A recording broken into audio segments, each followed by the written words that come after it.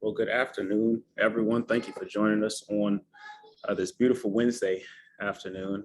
My name is Kenneth Harris. I am the Vice Chair of the OBAFA Committee, also the District Representative for District 7. I'd like to call this meeting to order, March 16th, 2022, Operations, Budget, and Fiscal Affairs Committee.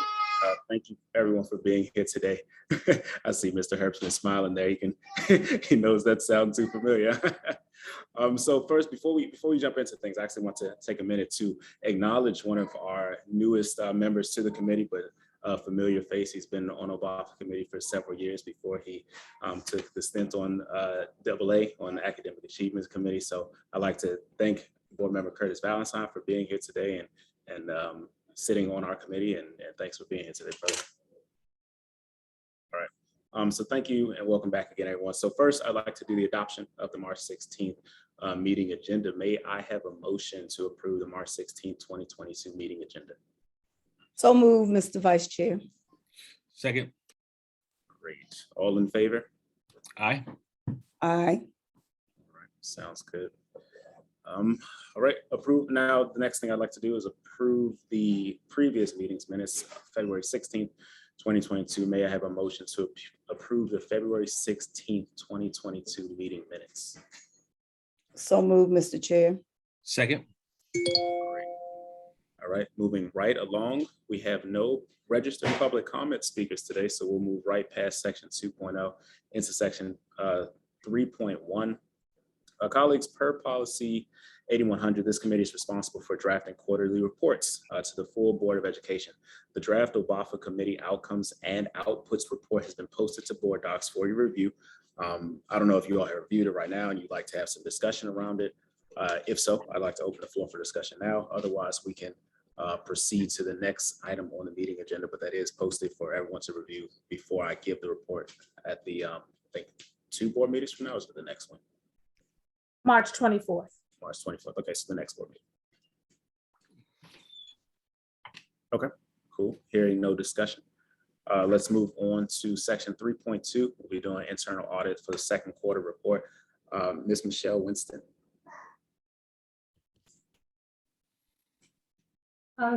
Good afternoon. Good afternoon. I'm expecting to have to present so soon, but I am prepared. Ms. Berkeley, should I share the presentation or will you? I'm sorry, I didn't ask you earlier how you wanted to do that, but yes, ma'am, you do have sharing capabilities, but Okay. I have it if you want me to do it. It's up to you. Okay, I think I should be able to do that.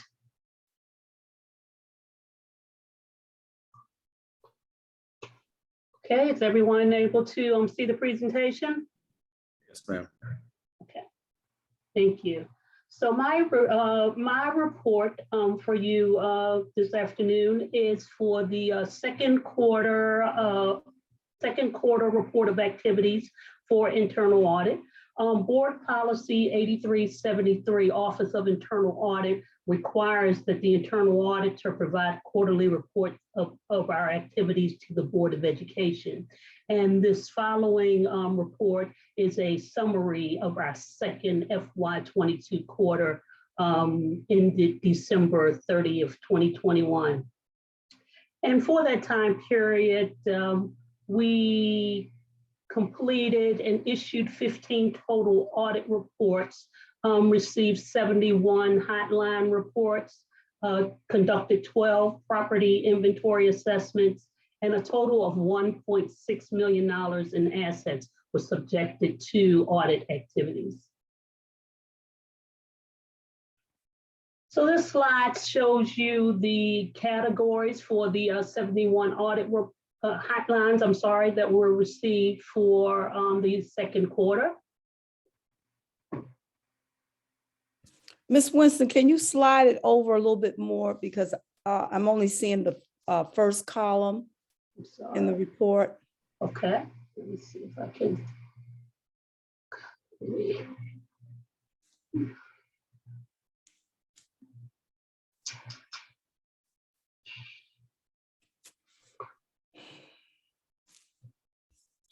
Okay, is that any better? Or Not really, but that's okay. I'll make a copy. That's okay. Okay.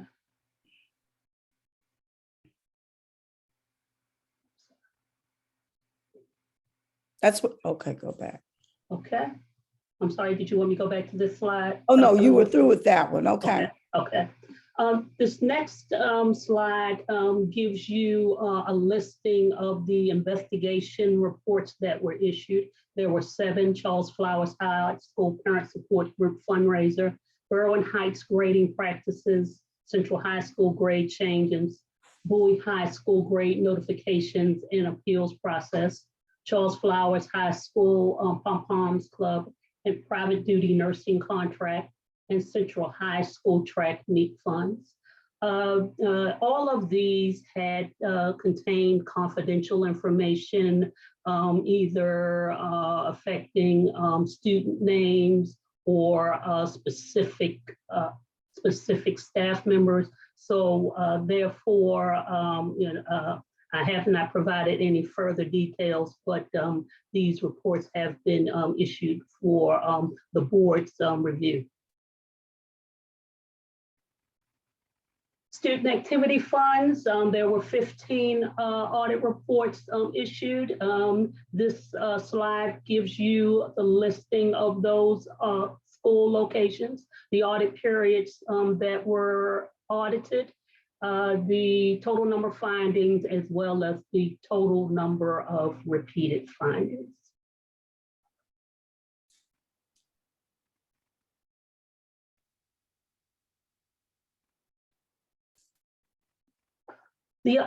There was one operational audit report issued, and that was student application. And this was an information technology audit of certain student applications. And those applications that were included were the My School Bucks and also Scribbles. My School Bucks is an enterprise web-based application that was that we use for collecting and processing and managing electronic payments made by parents, students, and facilities rental customers. The Scribbles is an enterprise software package that's used for managing student information. The Office of Student Records, as well as pupil accounting, are the primary users of that software.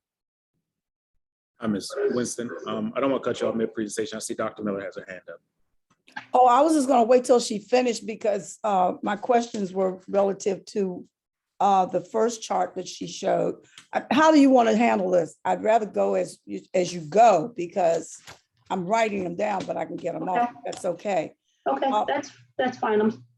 Well, can I ask when you indicated back, you talked about grading practices. What does that mean? Go to the next slide.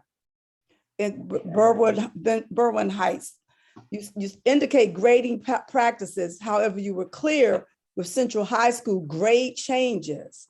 Yeah. So I needed some clarification on what the investigation entailed in terms of grading practices. Is this something school-wide or was it just found in one instance? I had a question about that. Sure.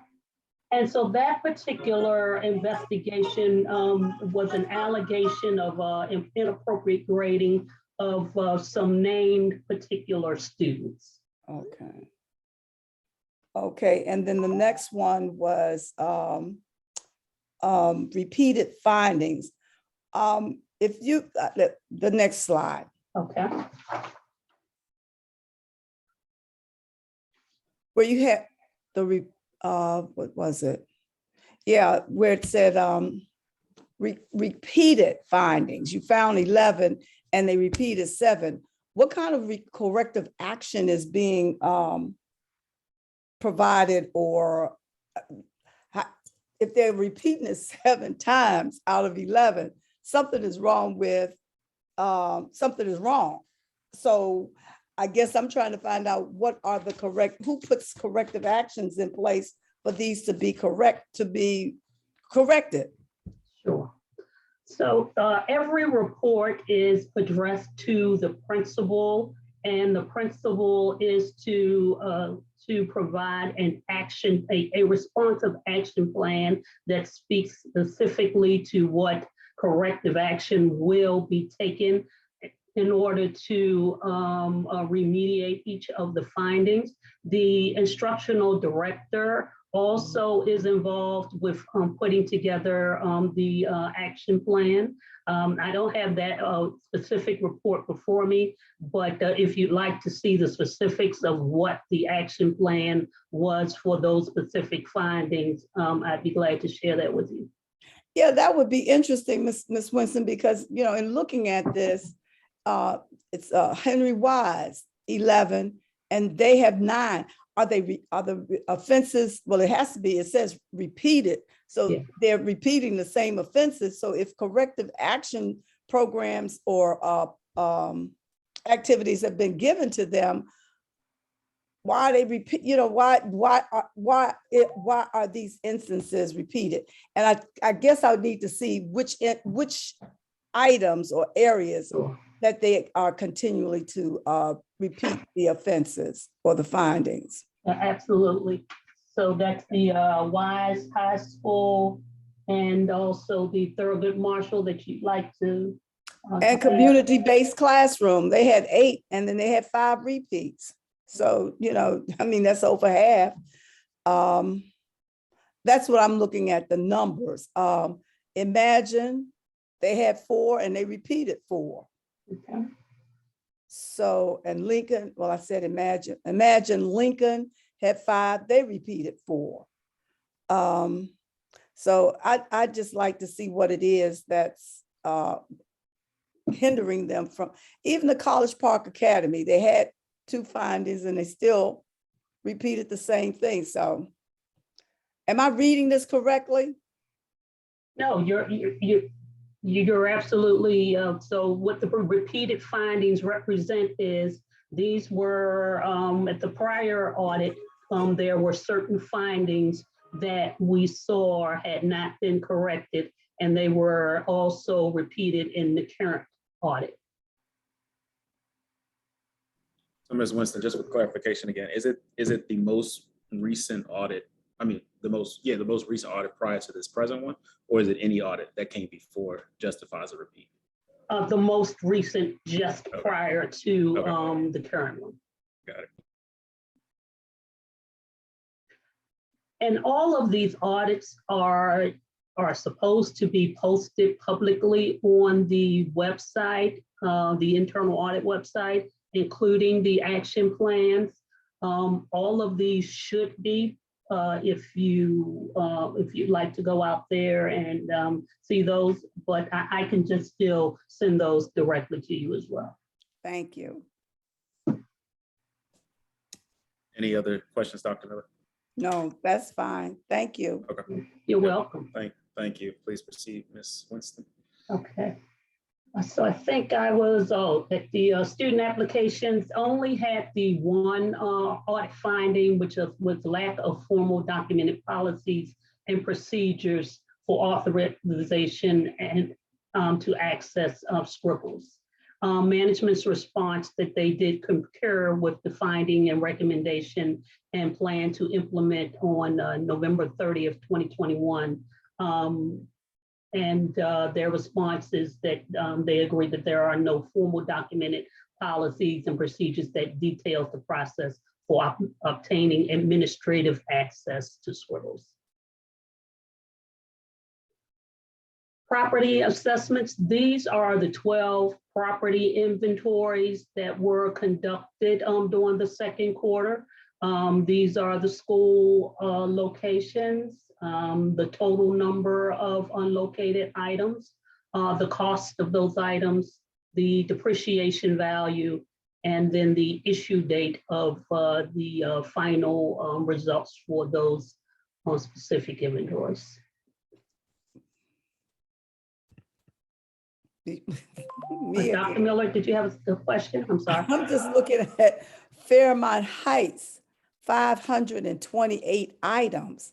Are these computers? I mean, that's such a large number. So these all are electronic devices. They could be tablets, they could be laptops, whiteboards, electronic, just a variety of electronic assets. Okay, thank you. You're welcome. Mm. And for, so this slide shows you for our FY 2022 audit plan. These were the audits that we worked on this particular quarter and the status of completion. And I believe probably all of these we expect to have completed by the end of this quarter. And that completes my presentation. Thank you. Wonderful. Thank you for your thorough report, Ms. Winston, and thank you You're for the welcome. questions, Dr. Miller. Next up, we've got the CFO, the new father, Mr. Michael Herbstman, for our budget moment. Thank you. And we will be talking today about the FY 2023 budget cycle, and our budget director, Lisa Howell, is going to do the presentation.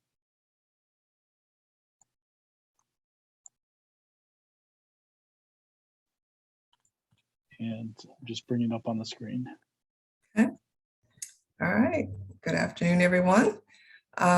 So as we get into our budget process, it's outlined or really broken down into 3 cycles. We have our proposed cycle, which is really the foundation, next slide, which is really the foundation for the budget formulation. During that time is really where we look at a very high level, our revenue estimates for the year. We don't have any specific guidance from the state, so it's really high level estimates at that point. But based off of the priorities established with the board, the CEO, the constituents, we will go through the process in formulating really the basis of the budget requests. At the detail level, we're really focusing at that point on our central offices, but we are at that point as well, based on our priorities, allocating at a high level how much money or funding we want to set aside for the schools. But that process that we're going through for the proposed cycle includes everything: our operating budget, non-operating budget, restricted and unrestricted programs, as well as our positions, our FTEs. That then feeds into the requested cycle, and then the reconciliation and approved cycle for the second half of the year. So we can talk about that on the next slide. So the requested cycle is an important time as well. So once we get through the proposed cycle, this is really when we have that opportunity to refresh our revenue assumptions. Now we know what we're working with because we have that guidance from the state that outlines our preliminary funding at that point. And then that allows us to see what gaps we may have between the budget that we developed and then the funding that we're going to have to meet those initiatives and priorities. And so we may have to go through a process to close that budget gap, as we had to this past go round. Certainly the board then goes through their process of having their budget work sessions in January and February. And then, kind of reviewing additions that they make or changes they may want to recommend to the requested budget. And at the same time, in the background, we're also beginning the foundation for our school-based budgeting. So we just went through the process of having the requested budget approved by the board on February 24th. And that budget has now been transmitted over to the county to be included in the county executives proposed budget. So we kind of got that piece off and running, but now we're still back here in the month of March, really focusing on our school-based budgeting. And as I mentioned earlier, during the proposed cycles, when we determine how much funding we want to set aside overall, but when we get down to the March timeframe is where the schools go through the process of really building out their budgets. So we now have, in the month of January, we get our updated revenue information. We also have our updated enrollment projections. And that really serves as the foundation of how much of that big pot of funding is going to be allocated to each individual school. There's other variables as well that feed into how much is weighted into the allocations that go to the individual schools. And then they will then go through the process of building out their budgets, looking at all of their unlocked positions. Those are the positions that they can purchase with their allocated funds. They have locked positions that are allocated to them. Those are positions that are funded at the central office level for the schools. So they know what locked staffing positions have been allocated to them. And then they can also supplement those locked positions as well. So they go through that process during the month of March, and that just kicked off about a week ago. And they'll go through that process throughout the remainder of March, getting their submissions reviewed and approved. Coming out of that process, we will then have a good sense of our staffing needs at the school level. And then we go into the reconciliation process. So during the reconciliation and approval cycle is really the home stretch of the budgeting process. So we finalize our staffing, again, the school-based staffing that we just completed in the month of March, and then just fine-tuning our staffing for the central offices as well. In the month of May, around that time frame is where we go through and begin to refresh our assumptions. We usually have a finalized funding assumption or funding guidance from the state. So any changes between the preliminary numbers that we received in January are updated at that point, just to make sure we don't have any surprises and kind of know what we're finally working with at that point. We just do another refresh of our enrollment projections to make sure that the assumptions that we had going into the school-based budgeting process are still solid and found. And then we also go through the process of finalizing our grant assumptions. The grant applications continue to come in throughout the spring. And so we go through and update that, those assumptions during that time frame. We are also in the process of going through union negotiations for PGCEA as well as Local 2250. Those agreements or those negotiations are ongoing. We expect them to hopefully wrap up during this reconciliation timeframe. And so we can layer those assumptions or those agreements ultimately into the budget that we have. So as we continue on through the process, the county goes through their own process of having public hearings and reviewing of the proposed budget from the county executive, and then ultimately the budget, our budget, is approved by the county council. We then begin the hard work of reconciling the budget that has been approved by the council and the requested budget that was submitted by the board. And so there's a process there to kind of get to the point of that approved budget that was passed by the council, hopefully with the goal, certainly of about having a balanced budget and closing that gap, so we can have it then presented to the board for final approval at the end of June. So at a high level, that's where we are. I wish it goes as quickly as this overview just went, but there's a lot of work that goes into getting from our requested point, our requested budget, and getting the reconciliation complete. So any questions? Yes, thank you, Ms. Howell. Does anyone have, okay, Dr. Miller, was that an accident? Your hand was raised? Okay, any discussion? Yeah, I apologize. I took myself off camera while she was giving it. That was a very good report. I just need clarification. There with board members, it appeared that after board members had gone through the budget process, OBAFA had presented recommendations to the board at a given time. And it seemed that at the final hour, that some additional recommendations had come up for to be added to the budget. Isn't there, or is there, a cutoff date for us to put in any kind of recommendations to adjust the budget prior to it being sent to the county executive? So Ms. Hall, I could answer that one. If You don't know mind. what question, do you understand what I'm asking, Mr. Hurston? Because you were a part of it, I think. Yes. Okay. I feel that our budget amendment process for the board hasn't really been it hasn't worked as well as it could. And I think that's something that I would really look forward to working with this committee and others to improve that process. Right now, we don't really have set standards in terms of when things will come forward. So it has been traditionally very late in the process. We've even made changes in prior years the night of the board vote. They have been relatively minor changes, so we've been able to, change things on time to get them the following day to the county executive. But there's definitely room for some process improvement, especially around that requested cycle. I think that both Ms. Hall and I would really welcome the opportunity of working with this committee to line up that process better for next year and even for the reconciliation period this year. So when can we get started? Because I would like for us to be more cohesive when it's time for us to vote and not have all of these recommendations come in at the final hour. It just doesn't look like good budgeting to a process. And I sat in on the May workshop, and that was one of the things that we talked about in terms of timelines, for the budget process and the timelines. And it just seemed that we board members did not adhere to a timeline, or there wasn't one that we had to adhere to, and that we could pop up and just bring something once the administration had presented to the committee.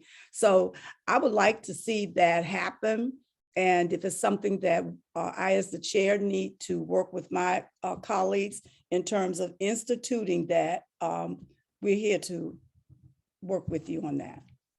Okay, and we appreciate that, and we could do this in several ways. I think that one way might be that we could take some recommendations from administration to this committee on ways that could work better, and we could present that either in the next or in an upcoming BAFA committee meeting, if that's okay.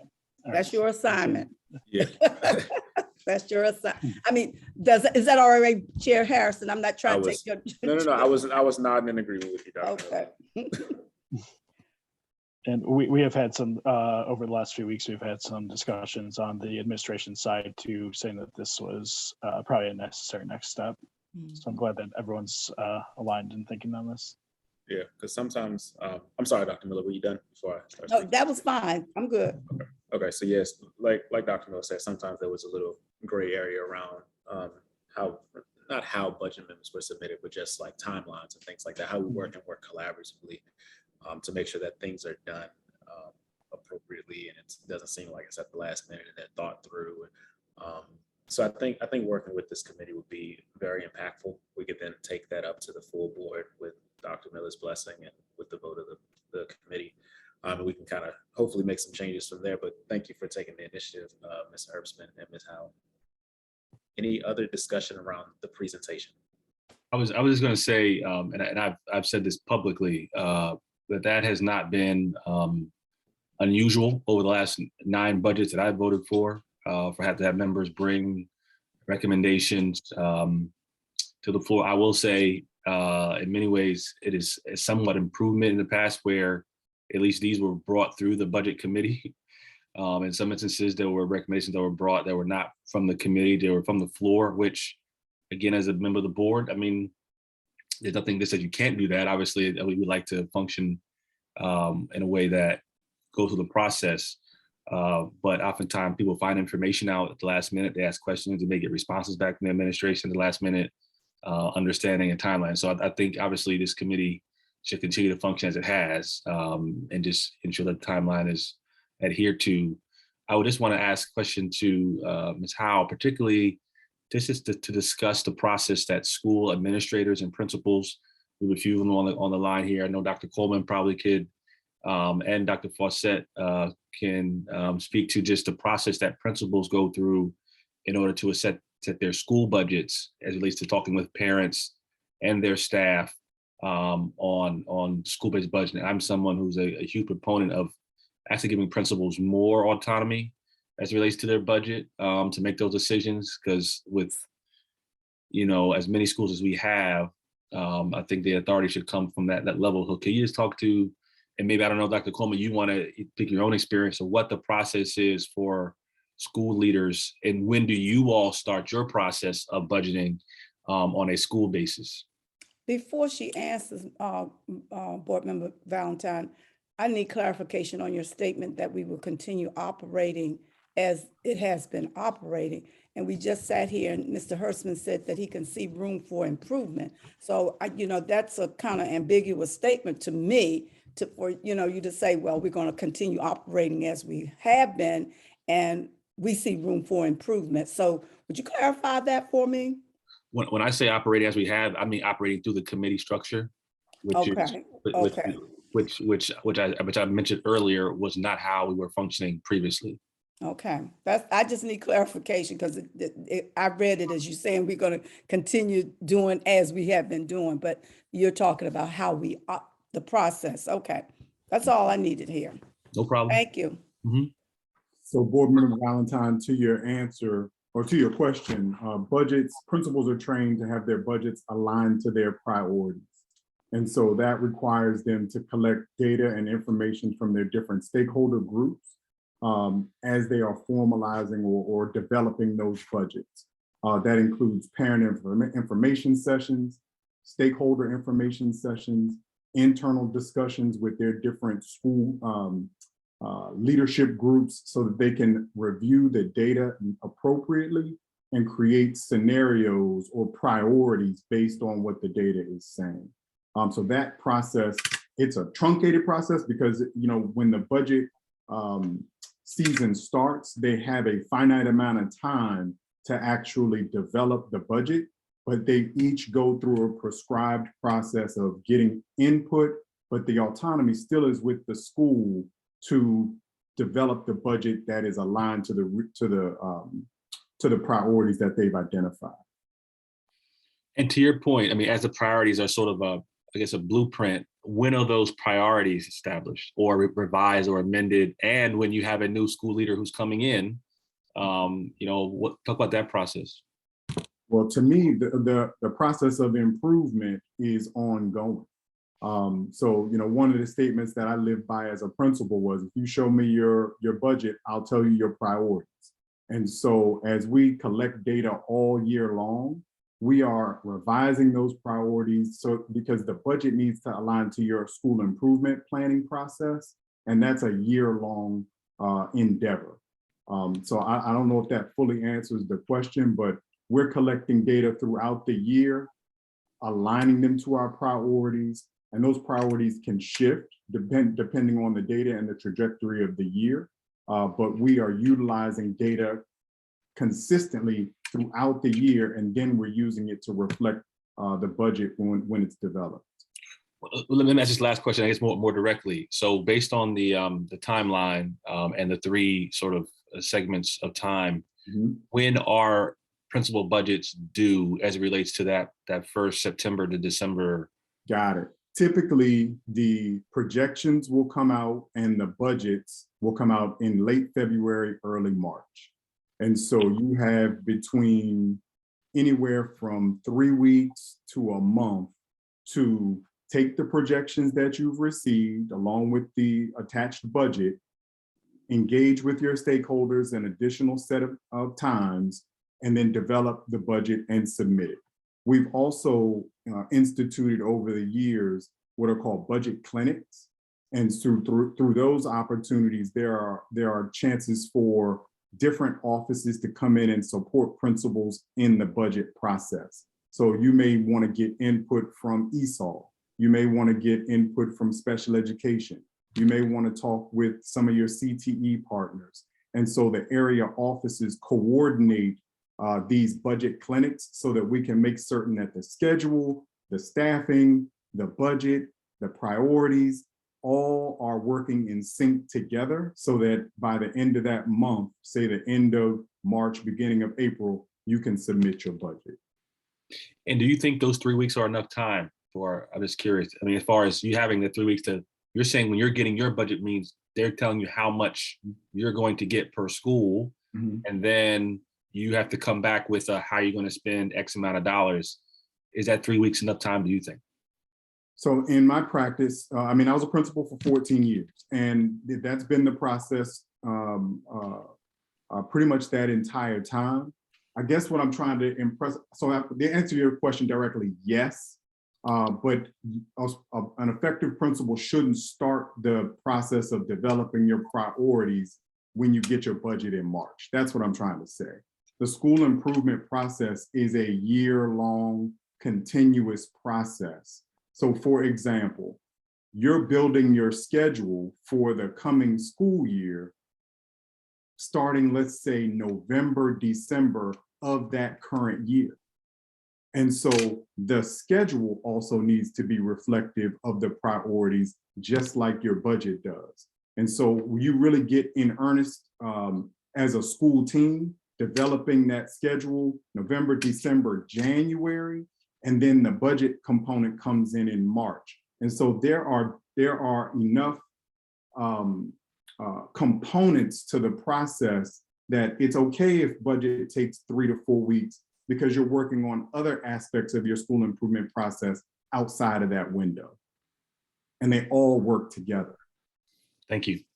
You're welcome. And one follow-up, Dr. Coleman, are there supports in place outside the clinic for each of these milestones that you noted leading up to the budget to support the principals as well, or leadership in general? Oh, absolutely. So if I think about the scheduling process, there are scheduling workshops for all schools over the course of the year. And I say that because scheduling ties into staffing, ties into budget. And so you can't look at one component, all the components work together. There are school improvement workshops that occur throughout the year. The area office does a tremendous job of providing access to the school principals, to the different offices that are going to support their parts of the process. Okay, thank you. I asked because some schools within my district, I'm sure others have within their district as well, some of my principals operate without vice principals and things of that nature. So I'm always interested to know what kind of supports are in place for our principals specifically. Okay, but thank you for your responses. Sure. And board member Harris, in the event that they don't have an assistant principal, they should be engaging their leadership team in their building. So they have a school planning and management team or a school-based management team made up of different stakeholder groups, and everyone should have input on that budget. So okay, thank you. Any other discussion from other colleagues, or if anyone wants to add? Okay, well, thank you, Mr. Herbstman and Ms. Howell, for that presentation. I thought it was very important that we walk through that cycle for the public's sake and know that we're transitioning from this requested time frame into the reconciliation and approval time frame, and we'll kind of stay abreast of that as we continue forward. All right, Dr. Fawcett, I see you sitting up. I see you ready to go, ready for our CIP moment. Next item on our agenda. The floor is yours, sir. Thank you, Board Member Harris. I just basically wanted to start off with a reminder. I know we had talked about it, that the summer project list for Department of Capital Programs will be coming out after spring break, sometime in late April, early May. And we will provide that information to not only the ABAFA committee, but to the board as a whole. And we will break down those projects by board member areas. I do want to just make note, as I've been reminded over and over by the Department of Capital Program staff, we're working on a truncated summer. We get out of school approximately June 23rd, 24th, if my recollection is correct. And we're going back to school this year before Labor Day, which typically means our projects are scheduled to end anywhere between two to 3 weeks before school starts, because teachers come back, new teachers come back, and essentially we have to get ready for school to begin. So we have certain projects that just cannot fit into this short summer window. Those projects that we can phase and do off cycle, maybe continue at night into the fall, we will do, but we will provide that list of those proposed projects after spring break. So that's to come. The second part tonight is we wanted Director Washington spoke about our blueprint schools program. And we agreed that we would provide the OBAFA committee updates. So if I could share my screen now, we just wanted to.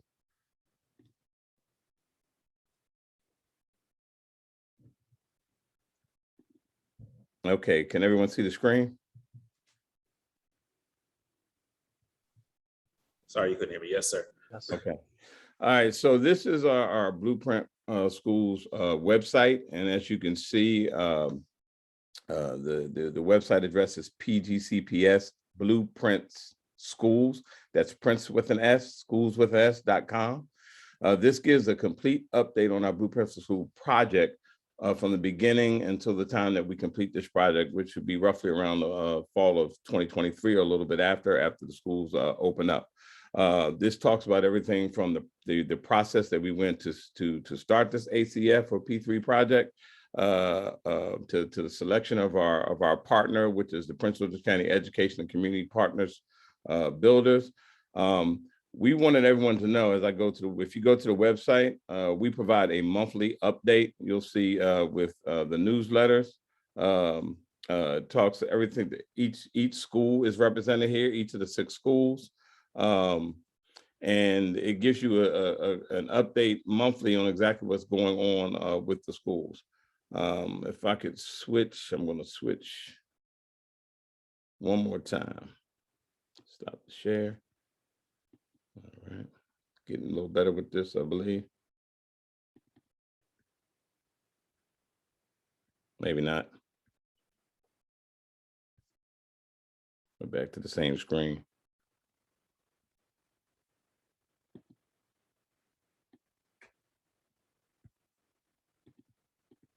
I'd actually want to bring up the, can you all see my screen now? Yeah, you probably have to zoom out a little, Dr. Fawcett. There we go. Yes. Oh, it looks like it auto corrected, so you're good to go. Okay, so this is the latest update, which was issued the beginning of March. This is issue number 8, and once you get on the listserv for these emails or the updates monthly, you will get not only picture updates, but you will also get updates as you can see from our schools about the past month's accomplishments, 30-day look aheads, things that we expect or the progress that we expect to make in the next month. Each school, as you can see, pictures are identified, and it really gives you, we've worked with our partners to give you a really up-to-date, consistent, constant status of all of our projects. So you'll have pictures, you'll be able to see the schools. We know that everyone can't get around to all 6 sites. And we want more of our constituents as well as our staff members to take advantage of being able to be connected, even if you physically can't go out and be connected and see the progress. So like I said, these updates come out monthly. And if you get on the listserv, you can go to the website, as I told you, get on the listserv and you will be sent the links or the updates automatically. Let's stop the share. There we go. You would think I'd be proficient at this already, but we have people like Ms. Berkeley who normally takes care of it for us. Thank you, Ms. Berkeley. She made me work tonight, but I volunteered. But so if I got any questions in terms of where we're going with summer work or the ACF program. Dr. Miller. As you can tell, I'm new to this committee, so I'll be asking a lot of questions anyway. Dr. Fawcett, I think that progress report that you present, I've been keeping up with it. I think it's excellent. My question, though, is if after you have shown that something has been completed, and on construction sites, weather conditions have some, play into things that can happen. For instance, I'm trying to think of a good example, but let's say the wind blew the framing down from one of the buildings, but you have indicated that portion has been completed. How will you bring that back to show that in your report? Because that is a setback, if I'm not mistaken, and it also may mean a change order will be in place. Am I correct in that terminology. Yeah, absolutely. As we know in the physical construction of any project, there are always barriers that you may run into, whether they're weather-related barriers, in some cases, supply shortages or supply chain, time lapses. But what our plan is even though you have a projected, you have a 30-day projection, those projections will change. And I think that, in this project, that's one of our, I guess, opportunities to make sure that we are updating consistently and constantly. With all of our construction projects, the updates won't be this readily available. But we felt because this project is so large and meaning, 6 different schools at the same time, that we needed to make sure that those updates are available. So if we run into those issues, I'm quite sure that they will not only be reflected, up on the website, but they will be made public. But as it stands right now, Baron, 20 acts of God, because we can probably make it through 15. Those schools are scheduled to open, and contractually they should open by fall of 2023. Okay, well, the reason one of my reasons is that earlier last year, I noticed a lot of questions were asked by certain board members in reference to change orders. And I'm familiar with how, the way change orders work. And things like this. Now, I'm not talking, that was just an example, but in construction, things do change. Concrete can crack, okay?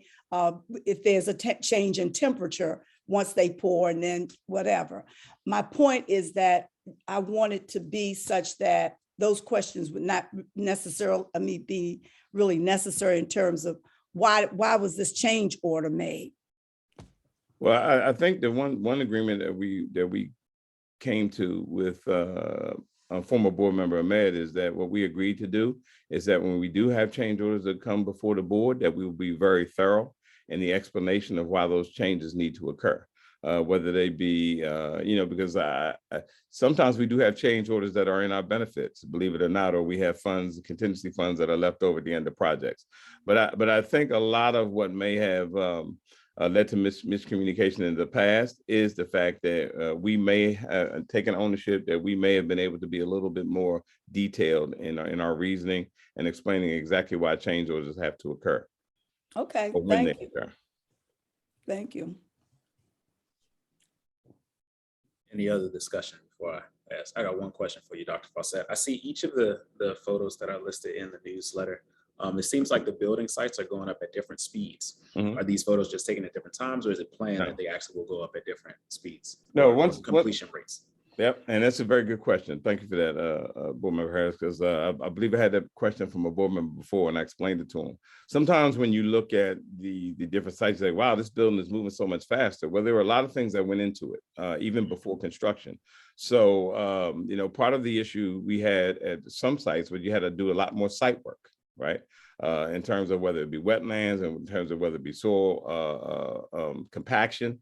So these projects will move at different speeds, and you'll see some that wow, that's moving faster than the other one, and it's all about the circumstances of where that building is being built. But I must say again, that the ACF project is a project where we have completion dates that are in the contract and are expected to be met. And no matter where you see the project is now, the goal is, and contractually, all of those buildings have to open up at the same time. So that's our expectation. There's a best and final offer maximum price. So won't be too many change orders that escalate this price at all. It should not happen, and we should still meet our goals. Yeah, I say all that to say that to remind everyone that the newsletter is supposed to be a very top level knowledge of what's happening and what's to come. And in order to understand the project as a whole, you have to drill down into documents that came before, whether it's understanding the Gantt chart and milestones and global supply chain and weather changes, what have you. You have to kind of drill down to find out a bit more. But definitely sign up for the newsletter. Definitely follow along with us. Dr. Fawcett and his team are doing a fantastic job of keeping the public informed every step of the way. Any other discussion from the group before I move on to the next item? All right, I'm seeing none. Thank you, Dr. Fawcett. Thank you. right, so moving right along, and now we have 4.1 for the good of the order. Colleagues, does anyone have any other items or notes to add during our time together this evening? If not, I can go first. I'd like to congratulate Board Member Boozestrada for transitioning over to the Policy and Governance Committee as Vice Chair. She was previously on the Obafa Committee, so just taking a moment to congratulate her for that. Does anyone else have anything to add? If not, I can get you all out of here. All right, so I'd next, like to thank you, Chair, Chair Harris, for the expedience in which these meetings are being conducted. oh yeah, no problem, no problem. We got a great team. We talked about a lot of great information. And thank you for being here. Thank you for the team for being here. All right, so next steps. The next Obafa committee meeting will be on April 20th, 2022, right here at 5 p.m. Eastern Standard Time. Sorry, I'm so used to saying the time code, 5 p.m. And I'll be giving my full report to the board on behalf of the Obafa committee at the March 24th meeting. But if we have nothing else to discuss, can I have a motion to adjourn? So moved. Second. All in favor? Aye. Thank you so much, everyone. Have a great night. Dr. Fawcett, don't forget to send me your number. All right, we'll see you. Have a safe week. Thank you. Thanks, Ms. Berkeley. You're welcome. Good night, guys.